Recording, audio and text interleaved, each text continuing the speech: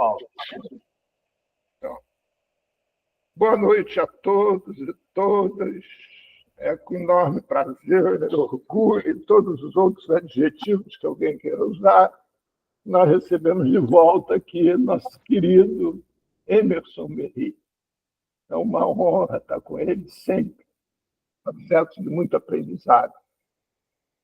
Bem, nós hoje estamos iniciando um ciclo que para nós é muito importante, mas eu acredito que para todos é muito importante, que é um ciclo dedicado a debater a história da saúde no Brasil, baseada na história do SUS e da reforma psiquiátrica, da qual o Emerson é um agente ativo desde seu início e desde até o momento. Então, eu chamo a todos que estejam interessados em lutar por uma saúde pública de qualidade, equânime, onde todos sejam tratados e acolhidos, se juntem a nós. Venham para cá, toda primeira segunda-feira do mês, sem prazo para terminar, nós estaremos montando esse polo de resistência aqui com o Emerson, dentro dessa história. Emerson, todo teu. Distraia-se. Aliás, eu vou me distrair aqui. Foi um prazer, viu? Ô, Paulo, obrigado pelo carinho, né? Como sempre. Muito obrigado por ficar insistindo que eu voltasse aqui na segunda-feira. Eu acho que isso é uma convocatória, né, para a vida. E, para mim, isso é muito significativo, né? Esse ano, que é um ano muito duro para mim, quando isso é pessoal. Para todos nós. Eu vou meio que aproveitar toda vez que a gente puder, né, se encontrar. Eu vou aproveitar e fazer alguma abordagem de diferentes momentos da história da política de saúde no Brasil, né? Sob a minha construção, né? Já eu explico isso um pouco antes de iniciar. Mas eu vou hoje me dedicar exatamente um pouco a esse momento muito chave, que é esse processo que já vão décadas de um esforço de muita gente, mas muita gente, que é um esforço de tentar. Ô, Ruth, você está com o microfone aberto e às vezes está dando ruído. Obrigado. Por favor, Maria, ajuda, por favor, fecha a câmera de todo mundo, porque tem pessoas que têm dificuldade do web. Obrigado. Obrigado, gente. E aí, eu vou tentar trabalhar, então, algo que faz parte da minha formação, da minha vida, da minha existência, desde quando eu entrei na Faculdade de Medicina da USP, em São Paulo, em 1968, e me deparo com um mundo que estava ali, ou que poderia estar ali, mas que eu absolutamente não via até então com esses outros olhos, e que vão influenciar profundamente a minha militância durante aquele período, de 1968 em diante, numa luta contra a ditadura militar, junto com milhares de pessoas, né? Centenas de milhares, milhões depois, né? e que vão desembocar numa ousadia que era apostar na possibilidade de fazer uma profunda reforma no campo da saúde, tanto na dimensão que a gente chamava de reforma sanitária, quanto na dimensão que a gente chamava de reforma psiquiátrica. Eu vou ter o privilégio de ser uma das pessoas que vai estar nesse processo. Então, eu vou trabalhar mais essa questão hoje, um pouco. Mas antes eu queria fazer uma declaração importante. Às vezes a gente ouve alguém dizer, eu vou falar um pouco da história, da política de saúde, ou da história do Sistema Único de Saúde. E a gente imediatamente põe na cabeça da gente de que existe uma história que é correta e um monte de outras histórias que não são. É como se fosse possível, né, a gente trazer o conjunto das experiências gigantescas que acontecem numa luta social, num movimento social, numa luta num país como o Brasil, contra a ditadura militar, que envolveu tanta gente, tantos coletivos com desejos distintos, mas com alguns desejos comuns, como se fosse possível ter uma história única dessa experiência vivida, dessa luta. Não existe história única, né? Tem uma escritora, pensadora africana que tem uma elaboração específica chamado contra-história única, né? Que é a Chimamanda. E a Chimamanda tem razão. O que existe são algumas histórias oficiais, algumas histórias hegemônicas, que defendem a si como histórias verdadeiras. Isso, Marília. A Chimamanda Adichie. Mas não existe histórias únicas, né? Existe a história dos dominantes, existe muitas outras histórias dos oprimidos. E quando você entra pela discussão dos próprios historiadores, você vai ver que tem historiadores que tomam isso como desafio, essa ideia de quebrar a noção de uma história única. Eu fui casado por 43 anos, infelizmente ela faleceu esse ano, né, com a Mina, uma historiadora de mão cheia, e eu aprendi muito com ela. E ela era uma dessas que o tempo inteiro colocava em xeque a história dos vencedores.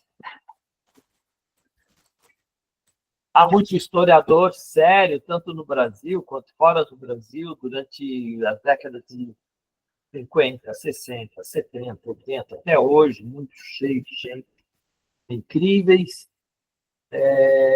de pessoas incríveis, e que se dedicaram a produzir isso, né? Então, por exemplo, um professor dela, que era o Dedeca, professor de História daqui da Unicamp, que faz um mestrado chamado Silêncio dos Vencidos, que conta uma outra construção do que foi aquilo que a história oficial do Brasil chama de a Revolução de 1930. E é nessa direção que eu já vou partir, né? Existem muitas experiências vividas na luta contra a ditadura. Eu participei de algumas que ficaram muito importantes em mim. Eu tive uma militância muito ativa contra a ditadura, a, a partir da Faculdade de Medicina. Eu estive vinculado, né, à resistência e à luta armada contra a ditadura militar durante um período da minha vida. Depois eu faço uma mudança substancial em relação à visão sobre a política. Eu vou me convencer, no meio dessa luta, que a, a chamada luta armada não era a luta adequada, né? E, na verdade, a, a política não tinha que ser a política pelas armas, mas a política tinha que ser a arma.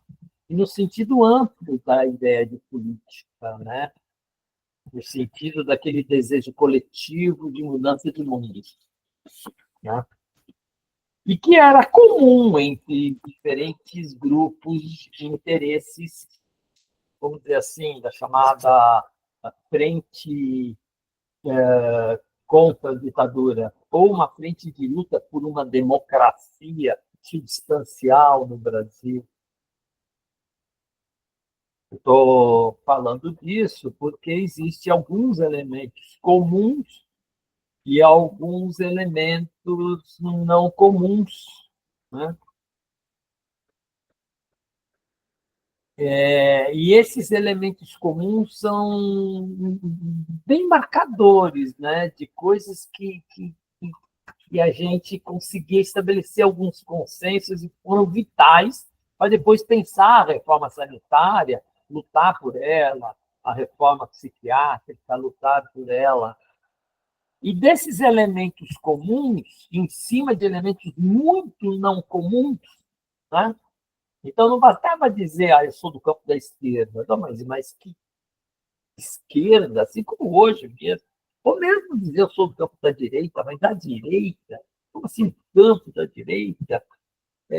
Tem uma quantidade enorme de diferentes modos de pensar o que é ser de direita, o desejo de ser de direita, assim como tem no campo da esquerda, né? São muitos regimes de verdades diferentes, né? E isso chega em certo momento em que, na minha experiência muito jovem, né? Vamos dizer que eu entro na luta armada, eu estava com 20 anos, né? E aí eu, depois de 2 anos, tendo ficado vivo, né? O que não acontecia com todos, né? Eu entro numa um certo questionamento da validade daquilo e vou meio que tentar entender é mesmo esse tema da política, né?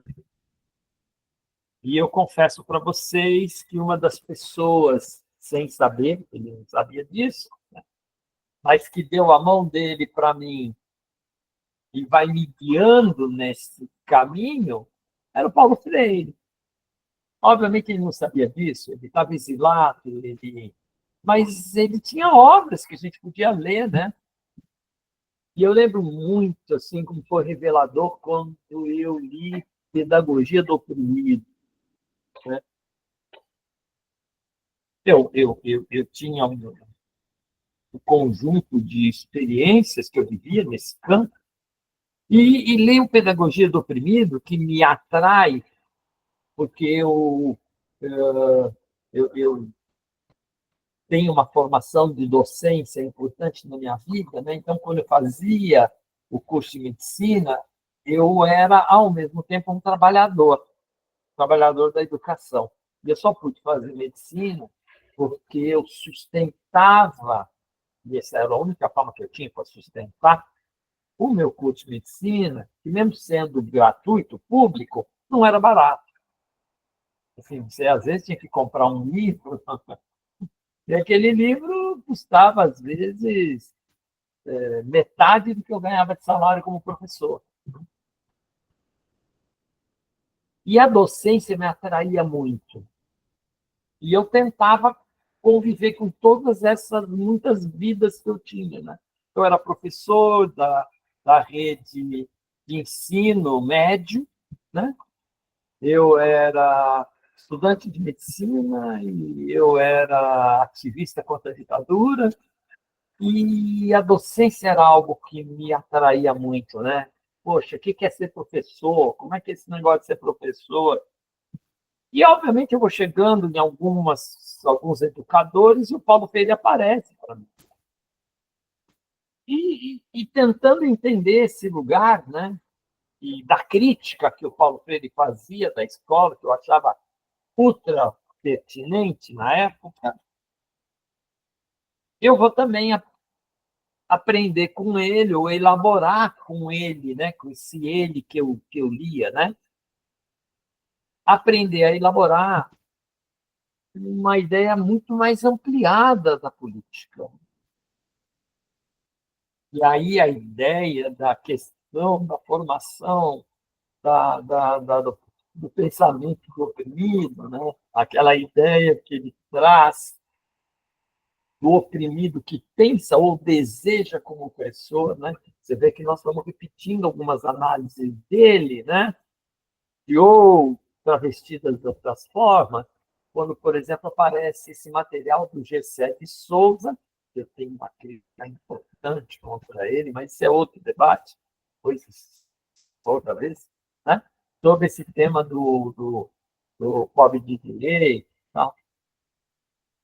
Eu acho que isso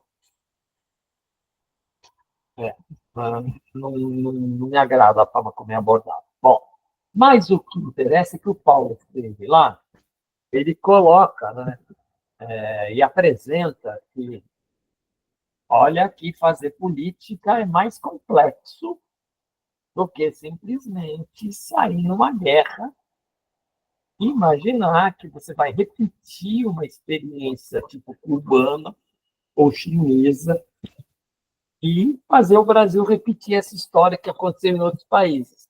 Olha, é mais complexo. Né? Cada local, né, tem uma complexidade muito própria, se você não entender isso. E a complexidade que vinha para a cena, que o Paulo Freire trazia o tempo inteiro, e que eu, na faculdade de medicina, vai fazer presente na minha experiência como estudante de medicina, era algo que eu não compreendia direito, mas vai aparecendo muito intensamente, que era o tema da desigualdade social. É uma coisa evidente, né? Evidente. Quer dizer, qualquer um que anda em qualquer canto do Brasil por diferentes décadas, a experiência do preconceito, a experiência do racismo, a experiência da violência social, né? A experiência da desigualdade, da concentração de renda, ela é na pele. E é impressionante como um filho de classe média, né, em plena ditadura militar, não tem pele para receber e ser perceptivo para isso. Né? Mas isso vai ser perceptivo quando, lá no contexto todo das experiências vividas da luta política e das inquietudes, coisas do mundo, né, vividos ali nos coletivos, no nascimento dos movimentos sociais, né, vão se tornando absolutamente relevantes. A experiência do movimento estudantil foi importante naquela época. Né?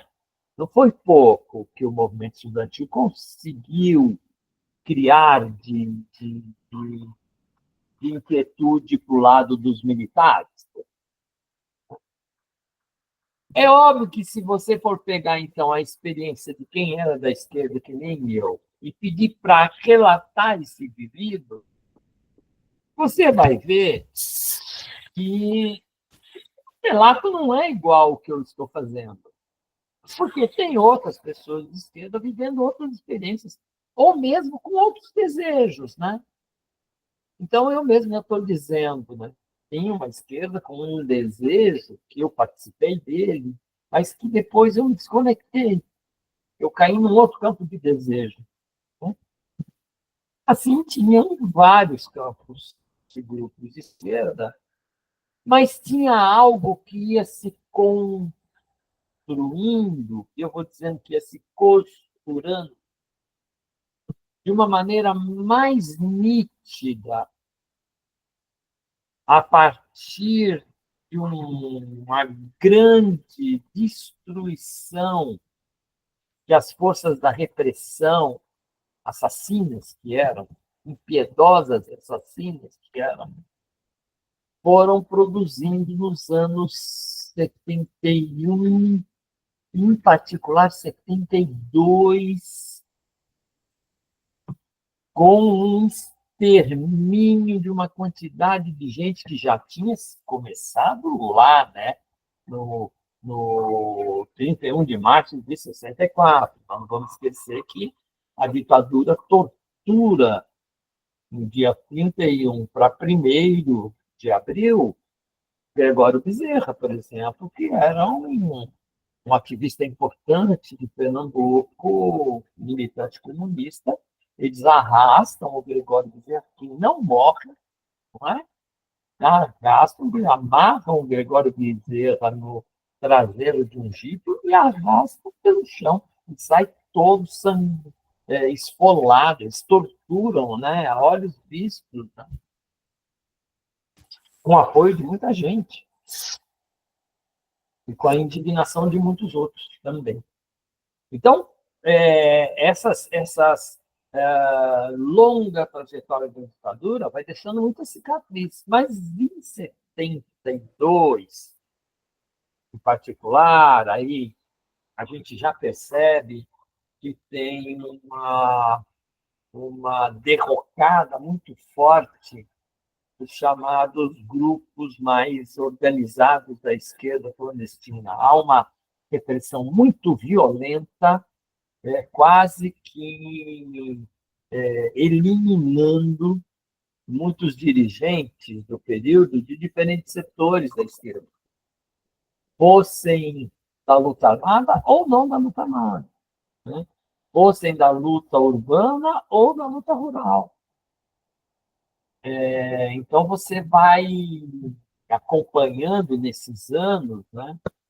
Você vai acompanhando uma escalada feroz da ditadura, mas, ao mesmo tempo, você vai acompanhando uma coisa que também era muito significativa e que vai deixando muitas linhas de fuga, de possibilidades de pensar a luta contra a ditadura, que era que o tal do milagre brasileiro, que a ditadura tinha construído um imaginário que o Brasil estava vivendo um milagre, né?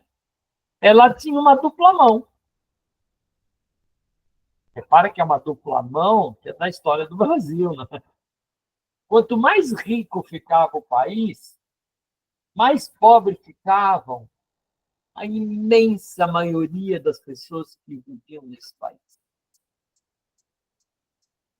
Então, o milagre brasileiro ele faz um reboliço na dinâmica do movimento dos coletivos sociais no país, da zona rural para a área urbana, principalmente litorânea, que sempre foi uma área de mais intensa urbanização, uma migração brutal para dentro das capitais, um crescimento gigantesco das cidades. Aquelas áreas de miséria que já existiam nas cidades, elas são multiplicadas assim por 1000, né? Então, quem vivia em São Paulo, que nem eu, jovem, que andava pela cidade inteira, que tinha nascido em 48, né? E que conheceu uma São Paulo onde eu jogava bola em lugares que, se vocês conhecerem, quem não conhece, jamais imaginaria que eu, molequinho, jogava bola no lugar daquele, né? Quem conhece São Paulo, só para ter uma referencial, a Avenida Paulista, que é aquele ícone da cidade de São Paulo, eu andava de bicicleta e tinha bonde, né? Então, era uma coisa assim, garotinho, né? Então, quando a gente vê esse movimento dos anos da ditadura e que nos anos 70 fica muito evidente, você tem uma tensão dentro das cidades que não é uma tensão simples e que a ditadura não tinha resposta para isso. Porque o modelo que a ditadura seguia era um modelo de concentração. Só lembrar a famosa frase do Delfim Neto: vamos distribuir renda fazendo o bolo crescer. A frase de um economista infernal, uma péssima pessoa, morreu recentemente, podia ter morrido muito antes, mas que dizia o quê? Não, nós não vamos entrar com política distributiva. Deixa crescer a riqueza nacional, que a fatia dos pobres vai aumentar. Não que nós vamos aumentar a fatia do bolo para os pobres. Não, a fatia dos pobres vai ficar a mesma, mas como o bolo vai crescer, a fatia deles vai aumentar. Bom, essa balela, né, não é uma balela que funciona, porque a gente vai viver, né, e eu aí já estou vivendo mesmo isso, porque quando eu faço essa mudança do meu desejo de esquerda, né, eu praticamente vou viver na periferia da cidade de São Paulo. Vou me preparar para ser médico na periferia, vou viver na periferia, vou me vincular a movimentos sociais, tal. E isso era algo que nitidamente acontecia no nosso rosto, né? A evidente miserabilidade de milhões e milhões e milhões de pessoas que já viviam uma situação miserável no campo, um país que sempre foi muito genocida, né? Com seus coletivos, seus grupos sociais que viviam, por exemplo, na zona rural. Obviamente, a história do Brasil é uma história de genocídio, né? Genocídio contra indígena, contra o povo afro, escravização, vai embora, né? Mas a gente vai assistir isso em plena segunda metade para o fim, não é? Do século XX, e vai viver isso. A minha geração está vivendo esse Brasil, está vivendo isso. E não só eu que estou em São Paulo, Davi Capistrano da Costa Filho, que depois vai ser meu amigo, está vivendo isso em Pernambuco, está vivendo isso quando foi preso com 15 anos de ditadura, está vivendo isso quando foi estudante de medicina no Rio de Janeiro.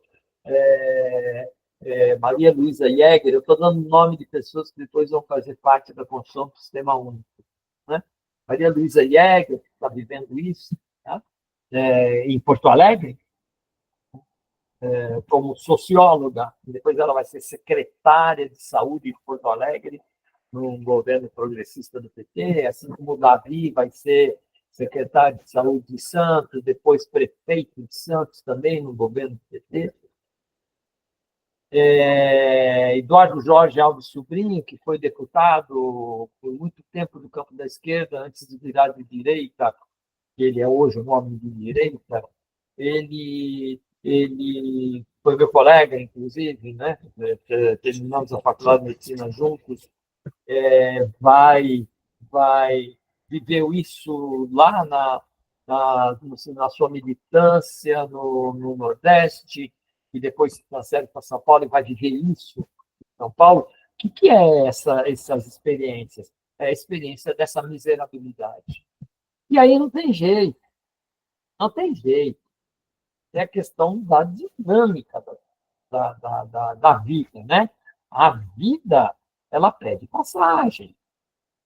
E as pessoas não se entregam. Óbvio que tem pessoas que se entregam, mas a imensa maioria, né, os milhões e milhões e milhões de pessoas que estão vivendo na miserabilidade, eles não querem viver aquela miserabilidade, eles lutam contra, né? Então, é óbvio que a vida pede passagem e vai achando seus caminhos. E um dos caminhos que se constrói na época, que vai virando consenso, na diferença, vai virando um consenso da necessidade da luta democrática, do fim da ditadura militar, da necessidade de construção de uma justiça social, da necessidade de construção de uma sociedade que reconheça todos os seus viventes como cidadãos, da necessidade que os cidadãos tenham direitos. Isso vai construindo um certo consenso na diferença do campo social que se posicionava contra a direita representada pela ditadura militar, e nessa ampla diferença que a gente tinha, nós tínhamos esses elementos em comum que ia ficando quase que um pacto, não totalmente construído na mesa, mas na luta social do cotidiano, na luta social do sindical, na luta social dos partidos políticos. Nós íamos costurando um ideário comum compartilhado, né? E esse ideário ele vai nos atrair para uma utopia, uma ideia utópica, que na saúde tinha bastantes atores sociais já engajados. Então, isso você não tem igual, não é igual esse movimento nos diferentes campos da luta social. Mas na saúde, nós tínhamos uma quantidade gigantesca de trabalhadores da área da saúde inseridos no meio dos movimentos sociais, no meio dos sindicatos, no meio de um monte de coisa, e isso vai dar um diferencial para nós nessa luta, né? A gente vai conseguir construir um movimento nacional em plena ditadura militar, em plena brutalidade da ditadura militar, com uma alta relevância a partir de 1976, para vocês lembrarem que a ditadura estava matando um monte de líder de esquerda nesse período. Não é? Então, eu falei, 72 foi dramático, mas continua matando em 73, 74, 75, 76, e vai indo, né? Ela já não ia matando mais indiscriminadamente, mas ela matava e sumia com as pessoas. Corpos, né? Até hoje, a quantidade de desaparecidos que não sabem o que se fez com os corpos delas e deles é enorme, né? Por exemplo, onde está o corpo do Ângelo, né? Que foi, evidentemente, assassinado pela ditadura? Onde está o corpo do Rubem Parva? Né? São muitos, né? Onde o Fernando Santa Cruz? Então, eu poderia ficar nomeando, né? E a quantidade de indígenas e de camponeses, por exemplo, na região do Araguaia, e quantidade de sindicalistas que desaparecem nas áreas urbanas. Isso é uma quantidade enorme, né? Mas a gente, nessa luta, já em 76, meio ainda a partir de um movimento social que muito urbano e muito nas principais capitais, mas que juntava uma quantidade importante. Ai, Marília, que legal esse seu testemunho, né? Que vai dando sintonia, sincronia com as minhas experiências, né? E essa produção que a gente tinha na saúde, que era em quantidade enorme, principalmente nas capitais, mas depois pelas cidades dos interiores, né? Principalmente as grandes cidades dos interiores do Brasil, a gente vai percebendo que o movimento era muito maior do que a gente imaginava. Em 76, a gente consegue fazer um movimento. A gente aqui, eu posso nomear, já nomeei alguns nomes, mas eu poderia ficar nomeando nome, de gente no Rio, de gente na Bahia, de gente no Ceará, de gente no Norte, no Pará, de gente no Sul inteiro, no Centro-Oeste. E a gente vai percebendo que nós tínhamos uma quantidade de milhares de pessoas no campo da saúde, no nível nacional, que estabelecíamos entre nós, sem termos sentado na mesa, um certo delírio comum. Eu uso a palavra delírio.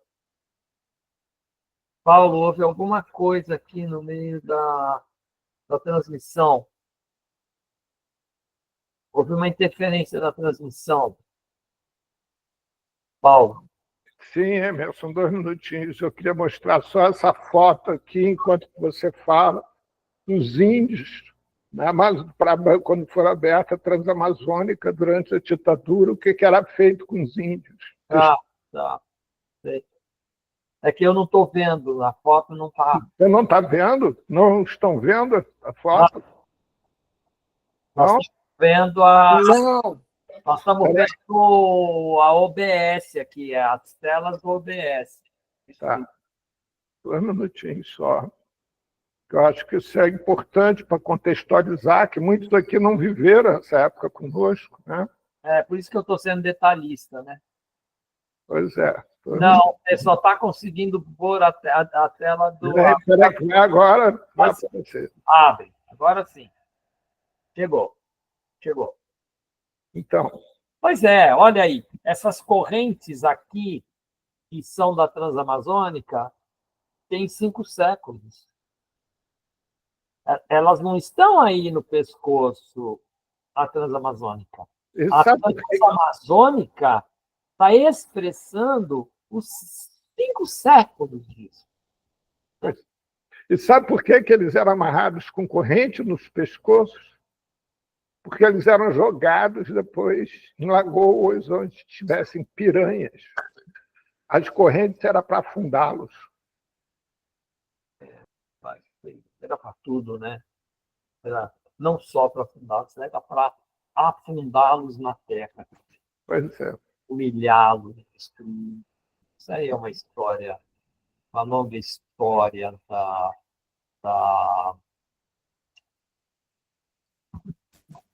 como esse país tem muito faculdade. E aí, dando um pouco seguimento a isso que eu estava colocando, era muito interessante, porque quando você... Eu era da educação também, eu comecei a contar essa história, que eu não era só trabalhador de saúde, eu já médico, por exemplo, em 76 eu já era médico, já tinha 3, 4 anos de medicina, de exercício da medicina.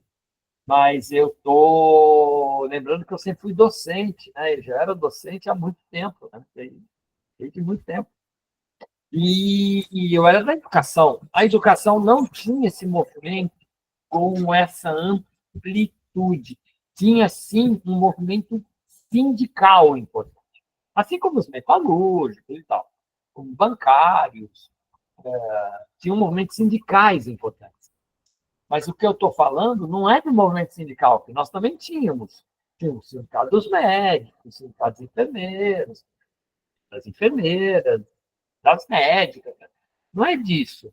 Eu estou falando é que tinha um movimento social, nacional, que foi se costurando no campo da saúde e que, em 76, a gente consegue fundar uma entidade comum, que vai ser importantíssima depois na construção da Constituinte. É aí que eu quero chegar.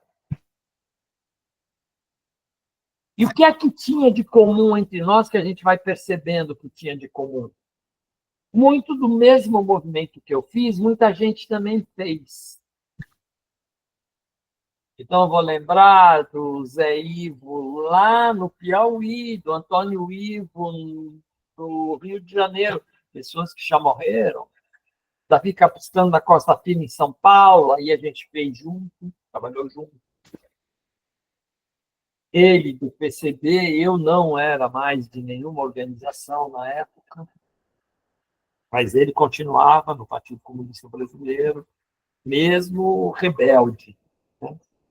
Eu diria que o Partido Comunista não gostava muito da Davi Capistrano. E várias outras pessoas, né, tinham vivido essa experiência muito semelhante, né? Inseridos nas lutas sociais, nos movimentos contra a caristia, ou na comunidade eclesiais de base. Tem um livro muito interessante do Éder Sader, chamado Quando Novos Personagens Entraram em Cena, que relata 4 distintas frentes de movimentos sociais. E relata isso, né? Esse livro sai em 84, 85, por aí. Eu gosto muito desse livro. Éder Sader, né? Irmão do Emir Sader, que também faleceu, o Éder, né? O Emir não. Por HIV, por contaminação, porque ele era hemofílico e tinha que tomar o fator 8 para não morrer do quadro hemofílico. E aí o fator 8, que nem esse microtransplante que aconteceu no Rio agora, era contaminado, né? Ou seja, ditadura, né? Só o SUS depois é que vai construir um mecanismo de controle. E você vê o escape agora mostrando o quanto conseguiram destruir o SUS. Essa é uma outra, a gente vai chegar nisso. E aí a experiência de 76 é uma experiência incrível, porque assim, 1976, em Brasília, em plena ditadura militar, a Sociedade Brasileira para o Progresso da Ciência, SBPC, faz o seu Congresso Nacional na UNB, a Universidade de Brasília. O campus ocupado pelos militares. Brasília ocupada. E nós todos ousamos ir para lá. Vamos. O que vai poder acontecer? Eles vão poder reprimir? Eles vão nos prender? Então, vai um bando de gente atraídos pela ideia de que a luta pela democracia, a luta pelo direito. Sim, Marília, sim, eu vou falar disso. A gente vai para lá, Davi Capistrano, Zé Rubens de Alcântara Bonfim, pelos médicos de São Paulo. desse campo da esquerda. Aí a gente não sabia quem ia falar, é a verdade. Mas nós três estávamos levando uma proposta que a gente tinha fabricado no movimento aqui da luta pela saúde em São Paulo. Tinha um movimento importante nosso na Zona Leste, na Zona Sul, né? E em algumas cidades do interior. E a gente vai levando uma proposta que era uma proposta de formar uma revista muito influenciado por um outro pensador, para mim, por exemplo, que não era mais só o Paulo Freire, que era o Antônio Gramsci, um italiano, né? Fundador do Partido Comunista Italiano e assassinado, né? Pelo Mussolini, que tentaram fazer com o Lula, só que conseguiram com o Gramsci lá, botar na cadeia e deixar apodrecer. Né? E o Mussolini, camisa preta, e nem o Sérgio Moro, camisa preta. Ele produzia uma noção distinta de muitos golpistas de que a luta contra a sociedade capitalista, pela construção do socialismo, não podia ser uma luta econômica, porque a experiência que estava se vivendo, transformação social, mostrava que você podia mexer na economia e isso não obrigatoriamente mexia nas consciências. Gramsci quebra a noção muito primária do marxismo de que a consciência das pessoas nasce por viver a experiência da miséria e, portanto, ela se torna revolucionária. E o Gramsci, o Paulo Freire já dizia de outro jeito, né? Ele dizia não. Só que ele disse isso em 1919, 1920, e depois aprimora isso no final dos anos 20 e começo dos 30. Dentro da cadeia ele vai escrever. Tem um livro dele que eu visito no Brasil hoje, que são Cadernos do Cárcere. Né? Cadernos do Cárcere. Ele escreve no presídio, no cárcere. E o Gramsci, ele dizia, não, a gente tem que fazer uma revolução cultural e política. Né? É através da luta cultural e política que a gente consegue produzir novas percepções sobre o mundo, novas mentalidades, tal.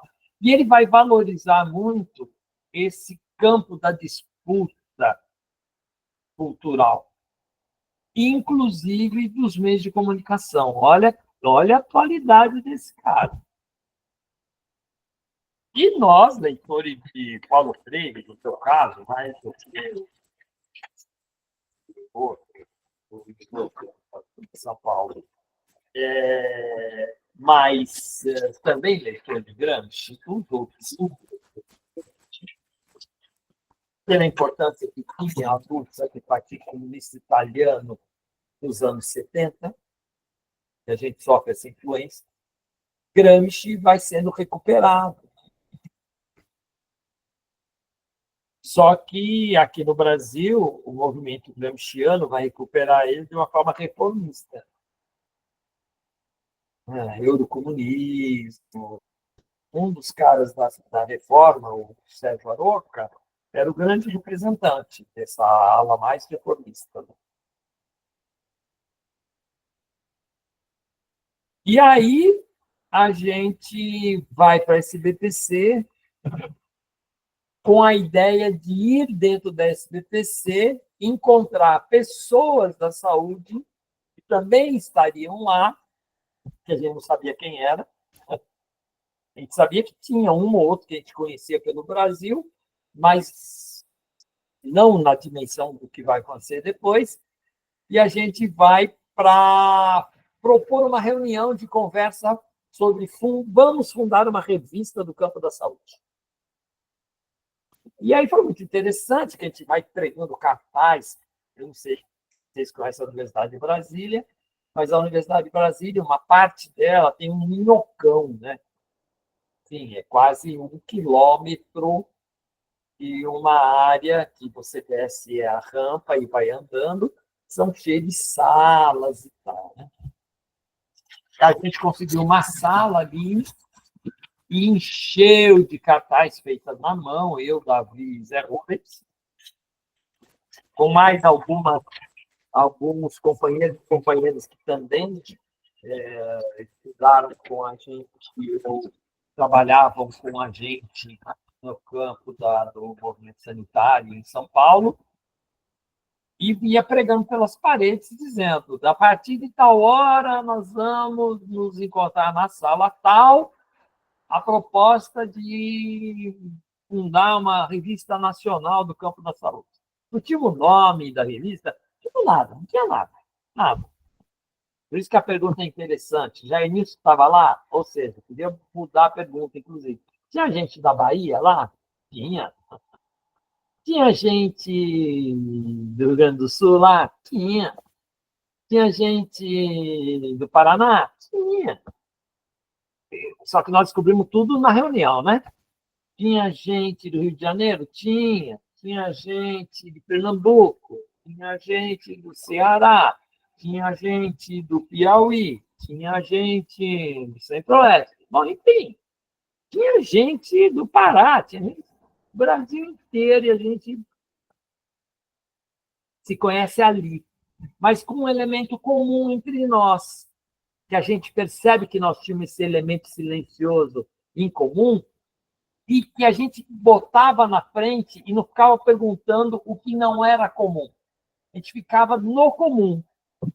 Qual era o comum? Luta contra a ditadura, luta pela democratização do Brasil, luta pela a saúde como direito. A gente já tinha essa ideia, né? Luta pela cidadanização. Não tínhamos a ideia ainda de constituinte, não. Mas isso vai ser bem, logo depois, vai ser bem. E essa reunião é uma reunião incrível, porque a gente chega, os três, eu, Davi e Rubens, e falamos, né? Quem éramos nós, o que nós estávamos fazendo ali, o que nós estávamos propondo. Gente, grau de adesão, assim, a ideia, ela foi tão importante que nós fizemos essa reunião em julho de 76. Julho de 76. Quando é novembro de 76, olha, novembro de 76, a gente já tinha feito o primeiro número da revista e nós já tínhamos 5.000 assinantes da revista pelo Brasil inteiro. Um negócio assim. Do nada, de repente, a gente percebeu que era milhares e milhares e milhares de pessoas, todas enfiadas pelos cantos enormes. Pra vocês terem uma ideia, que são 5.000 só da saúde, eu vou dizer para vocês que a principal organização armada do Brasil no período contra a ditadura, que foi a ALN, quando ela esteve no máximo, calcula-se que ela tinha 5.000 entre ativistas e redes de apoio simpatizante. Então, é um negócio doido, né? Porque nós não tínhamos nada de noção, não sabíamos nem o nome da revista. E aí, na reunião, a reunião vai se estendendo, né? Troca opinião aqui, opinião lá, e aí aparece, vamos fundar, vamos. Todo mundo topou, e vai. Sabe aquele negócio de passa um papel em branco, todo mundo bota o nome, o telefone de casa, porque não tinha celular, tinha e-mail. Era assim. Eu já fiz muita conferência sobre isso, e Marília, e tem alguns capítulos que eu já tive publicado. Depois eu até falo disso. Mas não é uma história única, tá?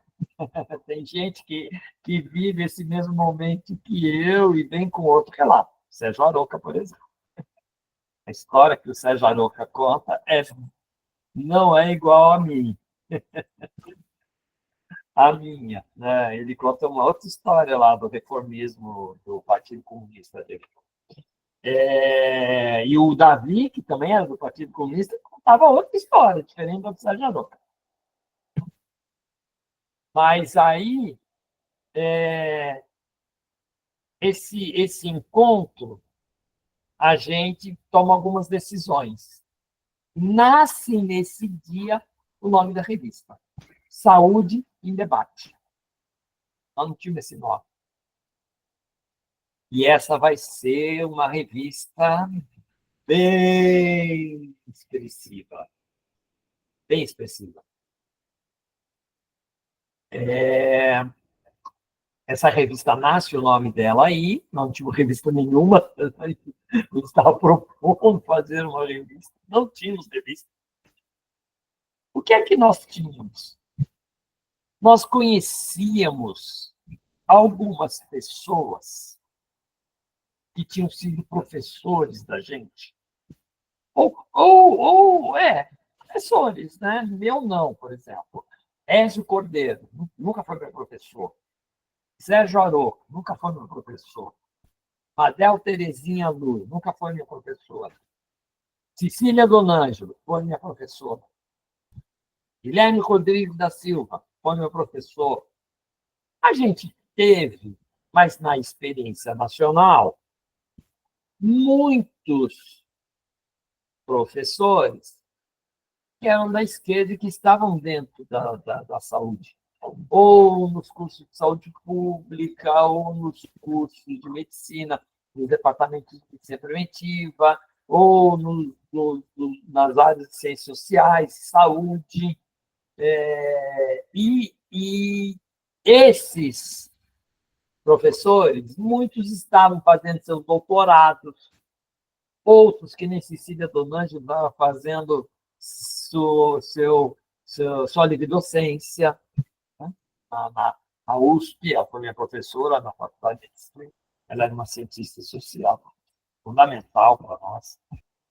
Então, o que a gente propôs? Vamos fazer uma revista e vamos convidar essas pessoas a fazerem um capítulo, cada um deles, para esse número.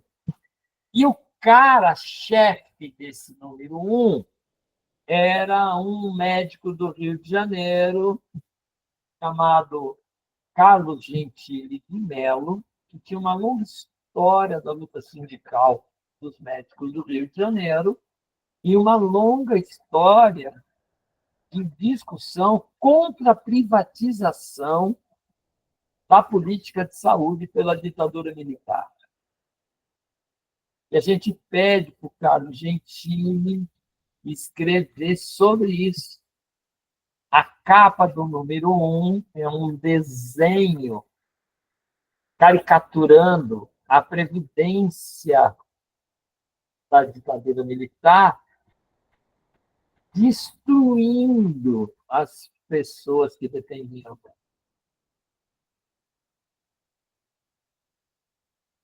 E é muito bonita essa capa. O que vai acontecer a partir do encontro, então, de Brasília? A gente volta para São Paulo, nós três, com um papel cheio de nome de todos os lugares do Brasil. E a gente se dispôs a viajar pelo Brasil. Havia para um lugar, Zé Rubens para outro, eu para outro, a Ana Segal para outro, assim, pessoas desse coletivo nosso de sanitários de São Paulo andando pelo Brasil, para amarrar o que se falou ali. Eu, por exemplo, fui para Porto Alegre quando eu conheci, ali de pertinho, Maria Luísa Jäger, né? e ainda está vivo, que é uma amiga importante da história, que foi importante na história da luta pelo Sul, é até hoje. Nessa experiência, então, em julho, a gente fecha o nome da revista, o primeiro número, olha, julho, nós tínhamos dinheiro, hein? Nós não tínhamos dinheiro. Agosto, setembro, outubro. Dia 27 de outubro, sai na tipografia o primeiro número da revista Saúde em Debate. Por que eu sei que é dia 27 de outubro? Porque, por coincidência, o dia que sai o primeiro exemplar da revista das Correias da Tipografia é o dia que nasceu minha filha, a Emília. A Emília nasceu dia 27 de outubro de 1976, e aí eu não esqueço nunca, porque o Davi e o Zé Rubens, enquanto eu fui para a maternidade, eles foram para a tipografia.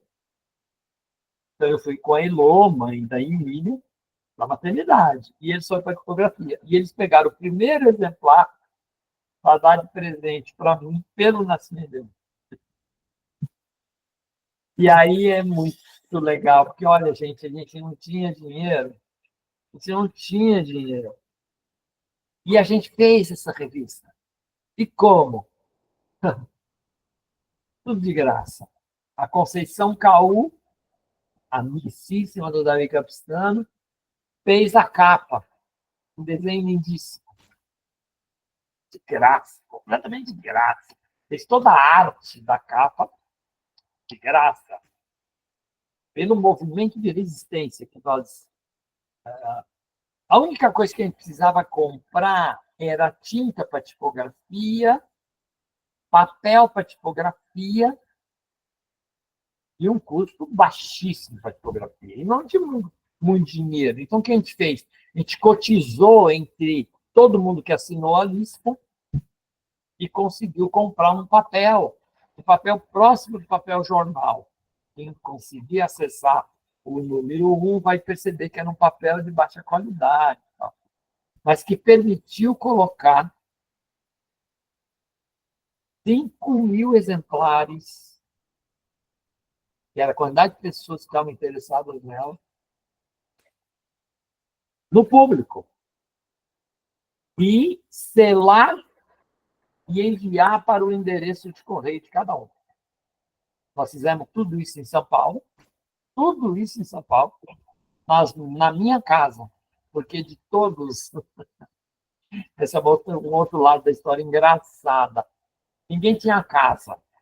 Davi morava de aluguel, ele não era de São Paulo. Zé Rubens não era de São Paulo, morava de aluguel. Ana não era de Brasília, mas morava em São Paulo, morava de aluguel. E assim por diante. Todas as pessoas que compunham o núcleo de São Paulo, daquele grupo único que tinha casa, casado, tendo filho. Eu já tinha o meu filho e minha filha, que nasce no clube. Mas quem tinha casa era eu. Eu tinha endereço, casa, tudo. Então, a primeira sede da revista Saúde em Debate vai ser na minha casa. O endereço do número 1 é o endereço da minha casa. Rua Nazaré Paulista, 308, Vila Beatriz, que é a área da Vila Madalena, São Paulo. E aí é muito interessante isso, porque eu estou criando fatos aqui para combater a história única que muitos da revista de hoje contam e não contam essas histórias. Depois tem outros detalhes dessas disputas. Ou que o Sérgio Aroca contou a história dele de movimento sanitário e não conta essas histórias. Né? Ele conta a história que o Chile tivesse inventado, a República tivesse inventado os SEBs. Os SEBs, o Centro Brasileiro de Estudo de Saúde, a gente teve que fundar para poder acolher a revista. Ou seja, a revista tinha que ter uma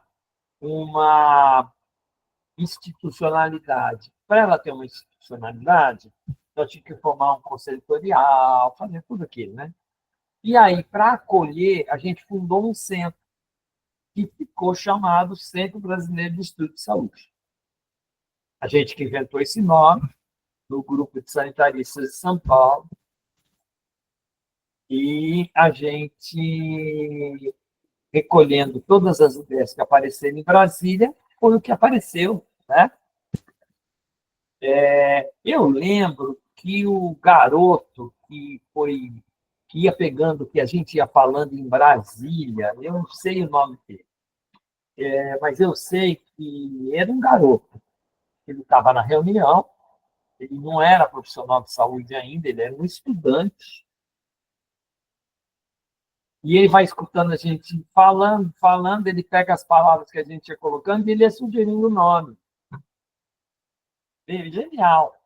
E ele é que dá uma hora, ele fala assim, saúde em debate. Não, porque aparece assim, debate em saúde, debates da saúde. Aí ele vem e fala, saúde em debate. Pá, pum, cristaliza aquilo, sabe? E a ideia de um centro, ela vai meio aparecendo, mas não fica totalmente estabelecida. Mas ela vai ter que ser inventada, a gente inventa. Tinha que ter um endereço para a institucionalidade, e é o endereço da minha casa, porque era o único que a gente não tinha como alugar nenhuma sala. Na medida que a gente depois vira uma entidade com 5.000 sócios e vai crescendo, a gente consegue ter uma anuidade e aí permite alugar uma sala que a gente aluga na rua Teodoro Sampaio. Teodoro Sampaio é uma rua que separa, de um lado, a Faculdade de Medicina da USP, onde eu fiz medicina, do outro lado, a Faculdade de Saúde Pública da USP, onde eu fiz saúde pública. E aí, saúde pública, eu fiz Davi Capistrano, Eduardo Jorge, Ana Segal, Zé Rubens do Cantero Bonfim, Sandra Roncalli, quantidade enorme de gente. Alguns já morreram, estão aí. E aí é muito, muito interessante, porque o Gramsci tinha razão. O conceito de intelectual do Gramsci era muito interessante. E o conceito de intelectual do Gramsci não era um conceito de uma pessoa intelectual, mas era um conceito que abria para a possibilidade de dispositivos intelectuais. Uma revista era um dispositivo. Um grupo de teatro era um dispositivo. E vai por aí afora. Tá? E a gente era bem gramsciano, né? Bem gramsciano. Eu vou superar o Gramsci quando eu vou deixando de seguir assim, plenamente o marxismo. Né? Quando eu vou achando que o mundo é mais complexo do que o marxismo produziu de regime de verdade. Isso é uma conversa que eu vou estabelecer por um outro dia com vocês. Mas o que é interessante é que a gente começa, então, se colocando a tarefa de produzir, no mínimo, uma revista quadrimensal. Ou seja, 3 números por ano. Nossa, a gente era maluco da cabeça. Mal conseguimos fazer o número 1, nós já estávamos prometendo que nós íamos fazer 3. O ano de 77 é um ano produtivo, a gente solta número 2, 3, 4. Vocês terem uma ideia da importância do que a gente escreveu nos editoriais, do primeiro número, do segundo número, do terceiro número, do quarto número, e a importância do quarto número. Por exemplo, o quarto número, eu vou escrever um artigo, vai ser publicado, número 4, chamado Democracia e Saúde. É a primeira vez que sai um artigo nesse contexto do movimento sanitário. Que movimento sanitário? Que movimento sanitário nenhum. de um movimento social que vai escrever Democracia e Saúde. E eu vou escrever um texto quase que colocando, né, uma declaração de guerra à desigualdade social e dizendo que era impossível a produção da saúde sem a produção de uma democracia que superasse, se comprometesse com a luta contra a desigualdade social. Isso já era o traço, desde o número 1, número 2, número 3, número 4. O famoso Sérgio Aroca, que eu estou colocando entre parênteses, que vai fazer o discurso da 8ª Conferência Nacional de Saúde, de abertura da 8ª, em 86, ele faz um discurso que ele assina como se fosse dele, que, na verdade, é uma composição dos vários editoriais que já estavam na revista Saúde em Debate. Inclusive as defesas enfáticas de todos os princípios que ele nomeia para a construção de um sistema único de saúde, de uma política de saúde, que depois vai ser absorvida na nossa luta por uma constituinte cidadã, no qual nós vamos conquistar artigos fundamentais. Naquela Constituição de 88 que vai ser promulgada, coisa que nunca aconteceu em nenhuma das 7 constituições anteriores. Essa Constituição, a 8ª Constituição do Brasil, é a primeira, com exceção da de 34, que faz uma menção a endemias.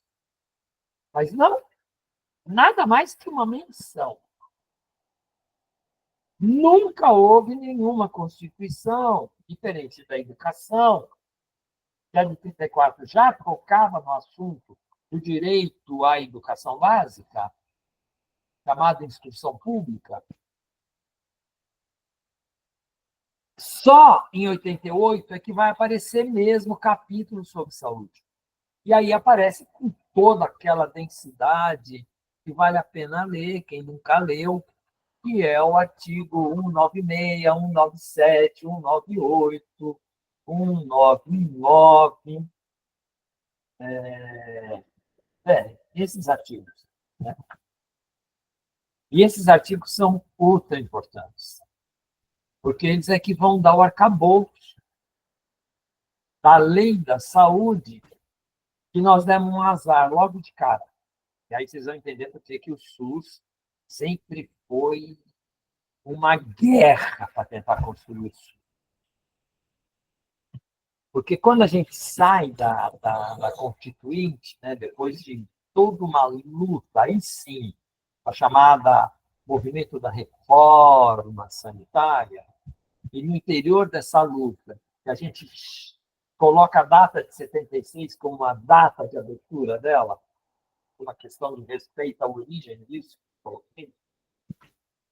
logo 1 ano para 2 anos depois, inicia-se o movimento da reforma psiquiátrica. E aí vem uma outra história, porque aí vem um outro italiano aí, chamado Basaglia, e que vem para o Brasil, inclusive. Vai ser fundamental. Eu recentemente tive numa conferência remota, eu fiz remota, mas na Itália, né, onde eu trouxe a história dos italianos no Brasil e a luta pela reforma sanitária e a reforma psiquiátrica. Está gravada, claro.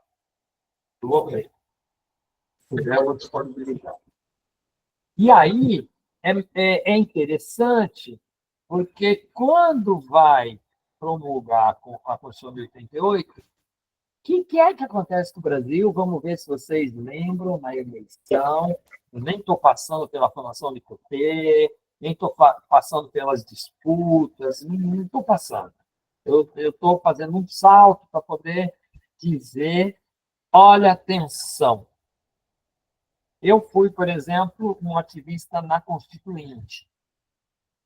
Eu, dentro do movimento sanitário, a gente se escalava para frentes. E eu me coloquei na frente de luta. O Paulo Amarante, Marília, ele era residente de psiquiatria. Ele, Ai, desculpe, que eu não quero esquecer o nome dele de jeito nenhum, que foi coordenador da saúde mental do Ministério da Saúde por muitos anos, que hoje é o diretor do IPUB. Nossa. João Ferreira. Hã? João Ferreira. Não, não é o João. Ele que é o diretor do clube. Não, o atual diretor. João. Não é o João hoje. Oh, meu Deus. Não é. Não, é Pedro Gabriel. Pedro Gabriel Delgado? Pedro, coitado do João. Oh, meu Deus. Você ficou Tadinha, saudade dele. Eu acho que é saudade do João. É o Pedro Gabriel, o Paulo Amarante, Pedro Gabriel, várias dessas pessoas, eles, na época, eram residentes de psiquiatria dentro do Rio de Janeiro, e já tinha alguns referenciais importantes na questão da crise dos hospitais dentro do Rio de Janeiro, nesses anos, e eles vão denunciar. O Paulo Amarante é um dos que denuncia, ele não é o único. Paulo também é dado a contar a história única, né? Não, ele não é o único, tem vários que fazem parte desse movimento de denúncia e vão denunciar os maus tratos dentro dos hospitais. E eles vão forjar, a partir desse espaço da residência de psiquiatria, uma luta que vai casar com o movimento da reforma sanitária que nós tínhamos, e em 78 vai chamar um encontro nacional. Esse encontro nacional vai ser ultra importante. Ele vai ter o apoio do Gregório Barenglitch, que é quando o Basaglia vem, quem convida é o Gregório Barenglitch, que convida, com o César Campos. César Campos era um psiquiatra, psicanalista de Belo Horizonte. Eu depois vou trabalhar com ele nos anos 90, quando ele foi secretário de saúde de Belo Horizonte, do primeiro governo do Patrus, Belo Horizonte. E eles vão chamar o Basaglia, porque o Basaglia tinha vivido uma experiência de desmonte de manicômio, com sucesso, em Trieste. Depois de ter tentado desconstruir manicômio em outras cidades e não ter conseguido. Mas em Trieste ele consegue. E aí o Basaglia vem da Itália e ele vai ter um papel importante junto a esse movimento de residentes. Por isso que eu digo que não tem história só de novo, né? De onde saiu o César Campos? Saiu de Minas, né? De onde saiu Gregório Barenglitch? Do exílio da Argentina, fugindo da ditadura da Argentina, e se exilia aqui pelos caminhos de São Paulo e Minas, né? E aí eles vão chamar esse encontro, e aí tem um grande momento também, já agora embalado por coisas que já vinha se acumulando, né? De pelo menos 2 anos dessa luta que a gente inicia na construção da reforma sanitária, e isso vai andando na direção desse processo, né? E aí o Paulo Amarante já estava aí, em 78, o Paulo Amarante já está aí, ele é testemunha, né, dessa presença do Basaglia. Basaglia está fazendo 100 anos esse ano. Então, tem uma comemoração dos 100 anos do Basaglia. A Fiocruz, se eu não me engano, através do Paulo Amarante, fez uma comemoração dos 100 anos do Basaglia em junho e julho. E eu participei dessa comemoração lá em Bolonha. Agora, semana retrasada. Foi muito bonito. E aí, esse processo de luta, ele vai... depois de tanta coisa... esse país tem coisas esquisitas, sabe? Deixa eu só lamentar essa esquisitice. Quem vem logo depois da Constituinte, gente? Quem que era o presidente, esboço de presidente, que vai ser eleito pela população brasileira? Eu não gosto do conceito de população, mas eu vou chamar de população pela minha irritação. Fernando Collor de Mello. É na mão do Fernando Collor de Mello que vai ficar a promulgação da Lei 8080, chamada Lei da Saúde. O que é a Lei da Saúde? É a lei que tinha que dar estrutura para aqueles artigos da Constituição que declaravam os princípios da nova política de saúde. Então, a lei era o detalhamento dos princípios em ações.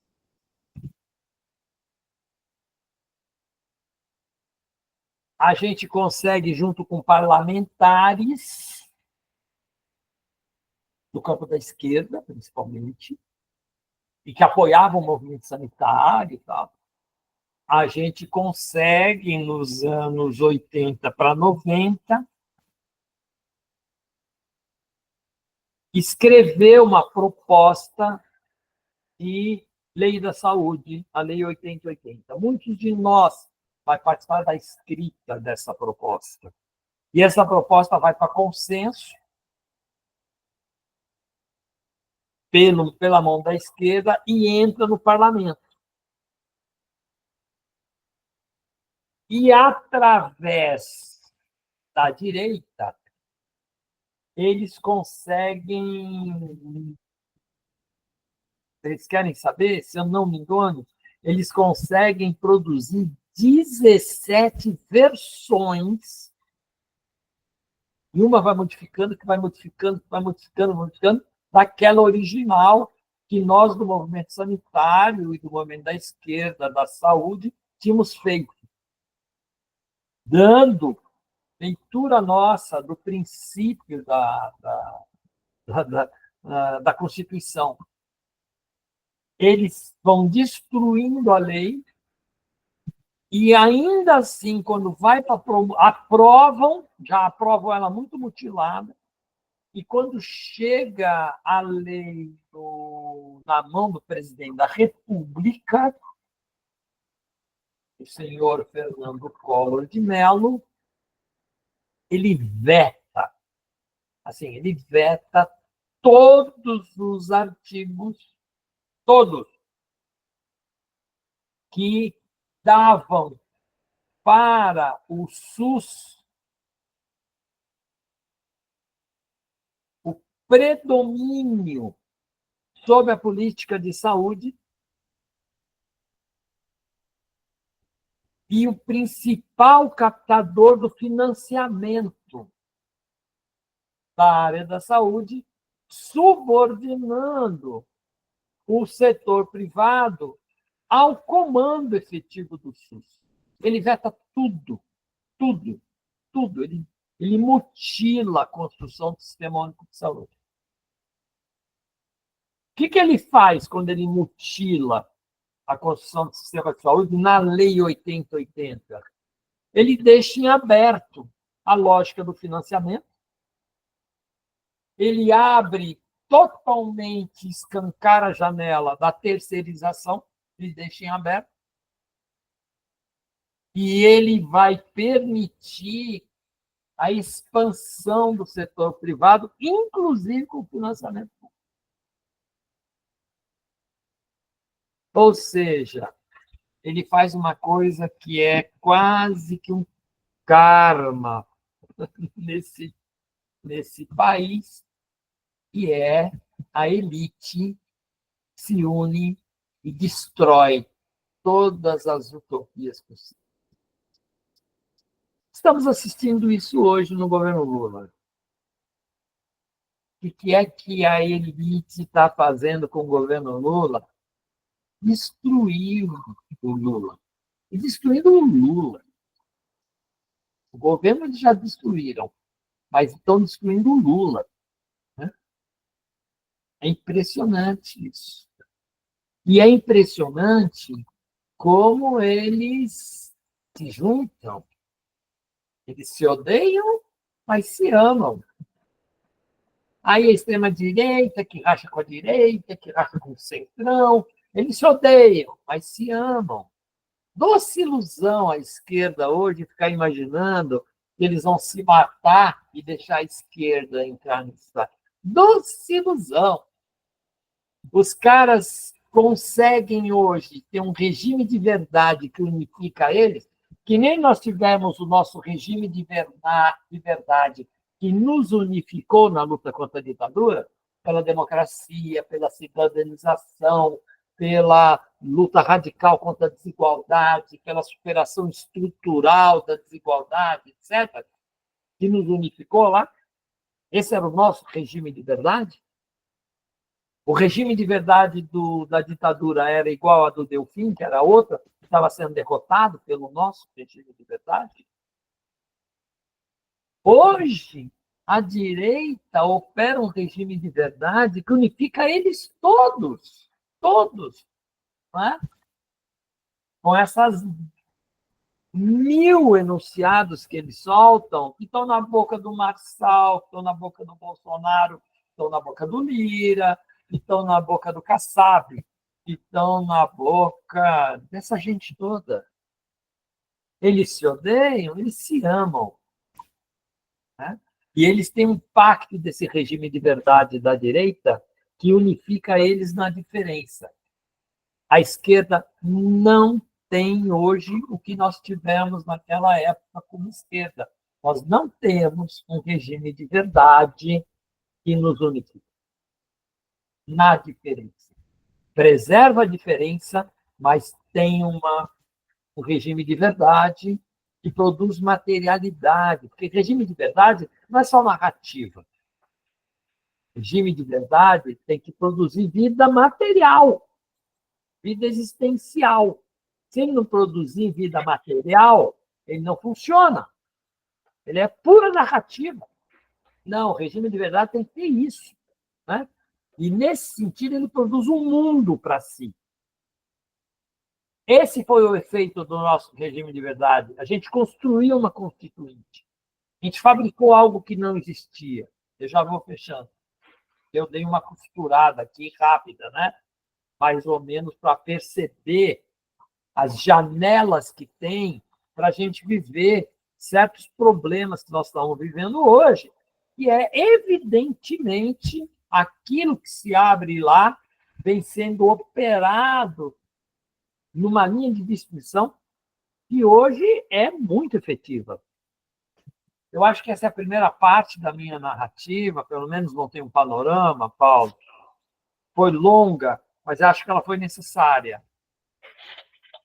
Em primeiro lugar, eu estou emocionado, me sentindo um privilegiado por estar te escutando.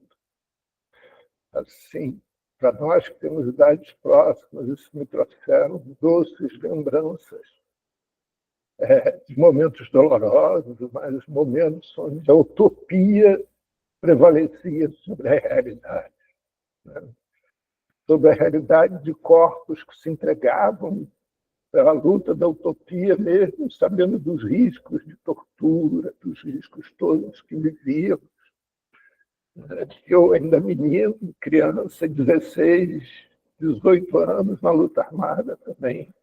Então, eram momentos em que nós vivíamos com alegria, tristezas, com orgulho as nossas derrotas, porque nós sabíamos que estávamos lutando por algo maior, por algo que não era para nós, era para todos nós. E acho lindo essa tua fala, porque essa tua fala funciona como uma convocatória para toda essa geração atual, onde a utopia se perde numa tela, no infinito de uma tela, e se deixa se olhar a beleza do sol, o infinito do horizonte, para que as pessoas resgatem em si, dentro de si, a importância de viver, a importância real de viver, né?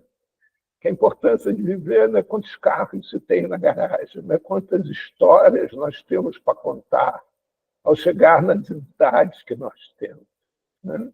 É o orgulho que sentimos e que vemos nos teus olhos, Emerson, quando a gente narra a vida vivida e vê que na vida vivida valeu a pena. Como dizia um tio meu, de nada adianta ser o defunto mais rico do cemitério. O que adianta é ser aquele que leva consigo nossos amigos, nossas histórias, nosso orgulho de ter vivido, nossa capacidade de nos unirmos com tantos outros e produzirmos as nossas verdades, as nossas histórias. Então, eu aproveito aqui toda essa convocatória que Emerson faz em torno de luta, né? Porque a história da vida de Emerson se resume pela palavra luta, né? Como ele mesmo disse, 76 anos na semana que vem e continua lutando como se tivesse 16, 26, né?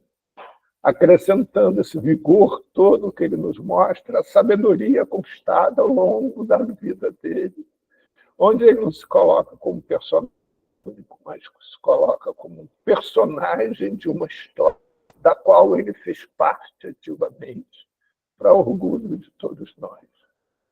Então, eu convoco, de novo, a todos que estiverem nos assistindo, os que estiverem hoje aqui presentes, para chamarem mais gente, para a gente poder absorver essa história de Emerson, esse olhar de Emerson corajoso para esse futuro, mesmo que seja um futuro doloroso, mas um futuro que tenhamos motivos para rir, motivos para comemorar, motivos para nos olhar.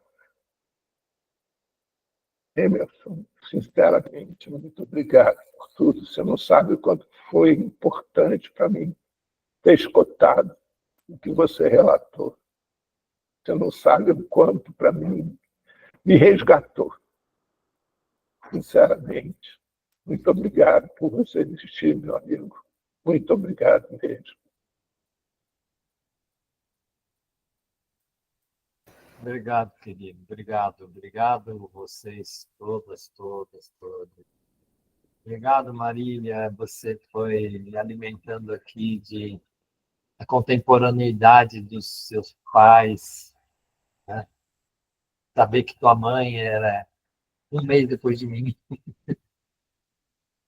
Ai, obrigado. Beijos para todos. Presencialidade.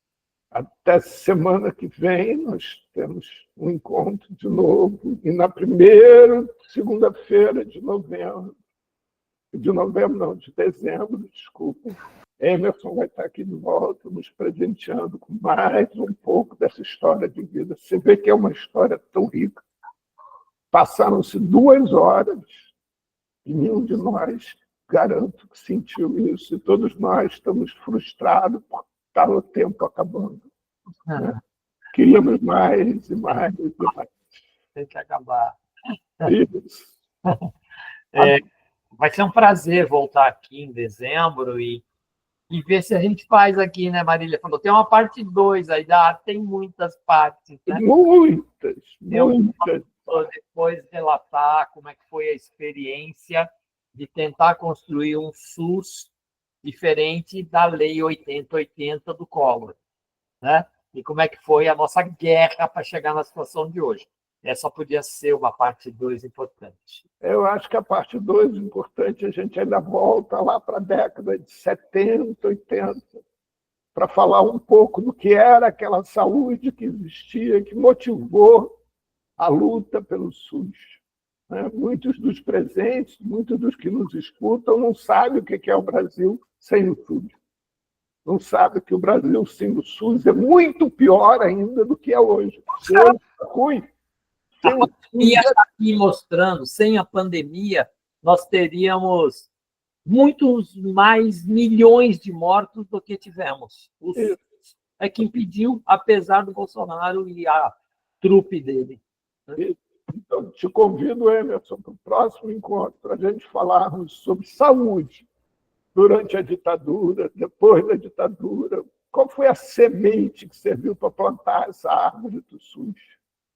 Da onde nós partimos, para onde nós chegamos. Tá bom. Tá bom? Tchau, gente. Obrigado. Foi Beijo grande para você, meu amigo. Obrigado. Tchau, Emerson. Um abraço. Feliz aniversário. Obrigado, gente. A gente encontra para uma festa. É isso. Parabéns. Um abraço. Obrigado. Obrigada, professor. Parabéns. Beijo.